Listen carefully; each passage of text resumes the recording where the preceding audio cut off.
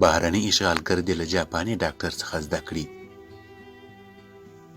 د ننګرهار ولایت په مرکز جلال آباد ښار کې د جاپاني مرستندویه مؤسسې د مشر ډاکټر ټیسټو ناکامورا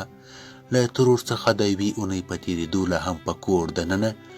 او بهر میشته افغانان د هغه په ویر غمجن دي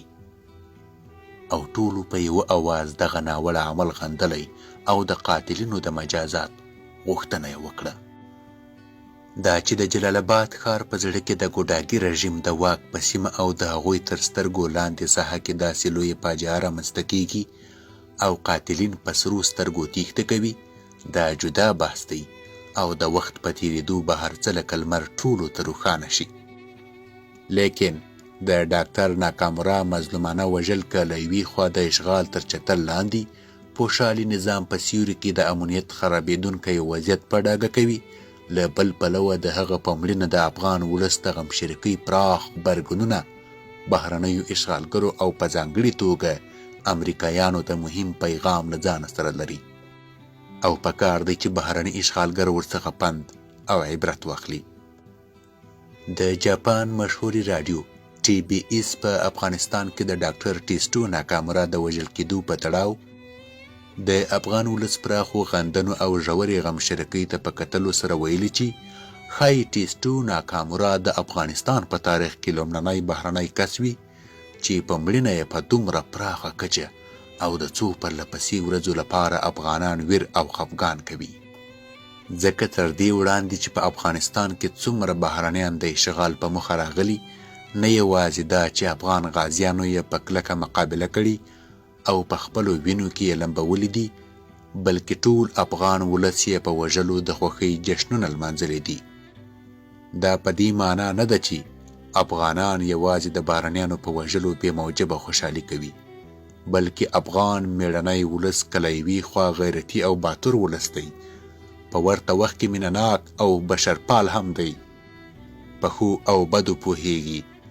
هغه بهرنیان چې په بې غرضه توګه د خیر ښېګڼې کارونو لپاره دلته راځي، افغان ولس او اسلامي امارت یې هرکلی کوي او د خپلو امکاناتو په تناسب همکاري ورسره کوي، په سختیو او غمونو کې ورسره همدردي کوي، خو هغو بهرنیانو او د هغوی مزدورانو څخه کرکه او نفرت کوي چې دلته د اشغال په نیت راځي، شپه او ورځ د خپلو شومو استعماري موخو د حصول لپاره بېګناه افغانان شهیدانوي، ټپیانوي، کورونه، جوماتونه، ښوونځي، مدرسې او کلینیکونه یې ورنړوي او تر ټولو بدتره یې لا دا چې خپلو ټولو دغو وحشیانه اعمالو ته د تروریزم ضد مبارزې نوم ورکوي. موږ پخوا هم ویلي او یو ځل بیا یې تکراروو چې که د امریکا په شمول هر بهرنی هیواد یا ټولنه غواړي افغانستان کې پانګونه وکړي، په غیر مشروط ډول د خیر ښېګڼې کارونه ترسره کړي او یا هم سوداګریز او ډیپلوماتیک روابط ټینګ کړي، له ټوپک او ټانک څخه پرته دې د اصولو مطابق افغانستان ته راشي، ولس او د افغانستان اسلامي امارت به یې په ژوند لکه د جاپاني ډاکټر ټیسټو ناکامورا په شان د کاکا مراد په افتخاري لقب ونازوي او د یو افغان په توګه به یې عزت او درناوی وکړي او له مرګ وروسته به یې هم په عزت او درناوي سره خپلو هیوادونو ته رخصت کړي. او همدغه د عقل تقاضا هم ده.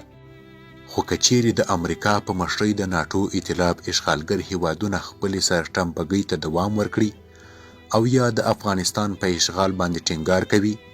له شک پرته چې دا به معقول انتخاب نه وي او نه هم د دواړو لوري ګټې تضمینوي، بلکې دلته به د جګړې د دوام باعث او د افغان ولس تلا دربدرۍ او اشغالګرو هیوادونو لږ پاتې اعتبار به هم له خاورو سره خاورې کړي.